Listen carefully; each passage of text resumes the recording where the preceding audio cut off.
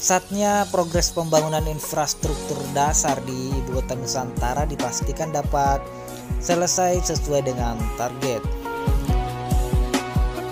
Hal ini sejalan dengan target Presiden Jokowi untuk dapat melangsungkan upacara kemerdekaan 17 Agustus di Ibu Kota Nusantara, Kalimantan Timur ini.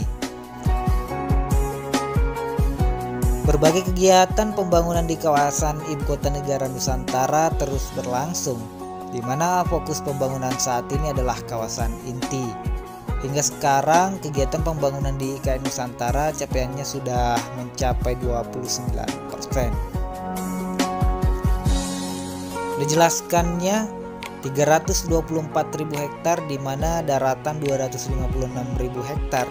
Dari luas daratan itu, kawasan IKN ada sekitar 56.000 hektar, dan di dalamnya itu ada kawasan inti pusat pemerintahan yang luasnya sekitar 6.600 hektar.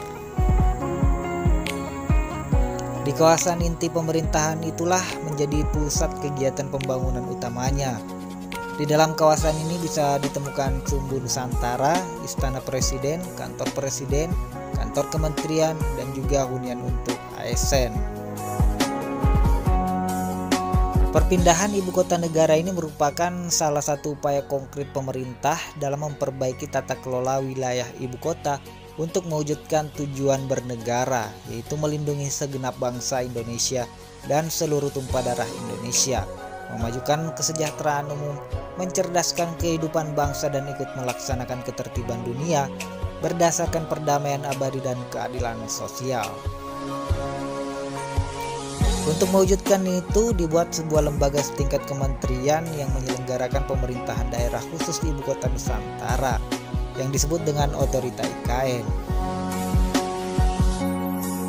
Lembaga otorita ini bertanggung jawab pada kegiatan persiapan pembangunan, pemindahan ibu kota negara, serta penyelenggaraan pemerintahan daerah khusus Ibu Kota Nusantara. Dalam pembangunan dan pelaksanaannya, ibu kota negara menganut kepada 8 prinsip utama, yaitu mendesain sesuai kondisi alam, Bhinneka Tunggal Ika, terhubung, aktif, mudah diakses, aman dan terjangkau, kenyamanan dan efisiensi melalui teknologi, dan peluang ekonomi untuk semua. Bambang Susantono menyampaikan dalam pernyataan pers pelantikan Kepala dan Wakil Kepala Otorita IKN Nusantara di Istana Negara, Jakarta, bahwa membangun kota tidak hanya membangun fisiknya, tetapi terutama adalah bagaimana kerekatan sosialnya, interaksi antar warganya, bagaimana kota tersebut menjadi kota yang layak huni, humanis, dan livable.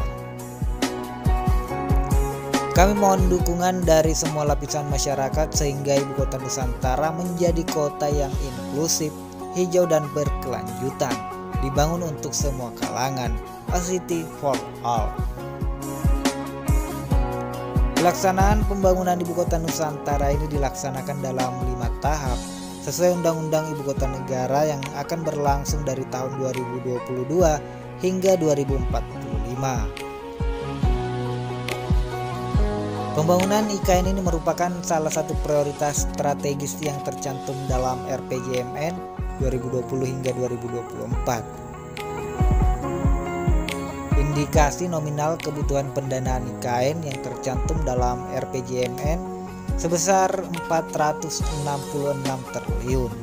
Pendanaan tersebut bersumber dari bermacam-macam skema menurut lampiran 2 Undang-Undang IKN. Skema-skema yang akan digunakan adalah sebagai berikut. Yang pertama itu menggunakan APBN. Yang kedua, skema kerja sama pemerintah dan badan usaha. Yang ketiga itu skema dukungan pendanaan atau pembiayaan internasional. Dan yang keempat itu skema pendanaan lainnya atau creative financing seperti crowdfunding dan dana dari filantropi. Nah, demikian beberapa fakta terkait rencana pembangunan IKN. Kita harap pembangunan akan terus berlanjut dan lancar sehingga visi Indonesia 2045 dapat tercapai, yakni kota dunia untuk semua.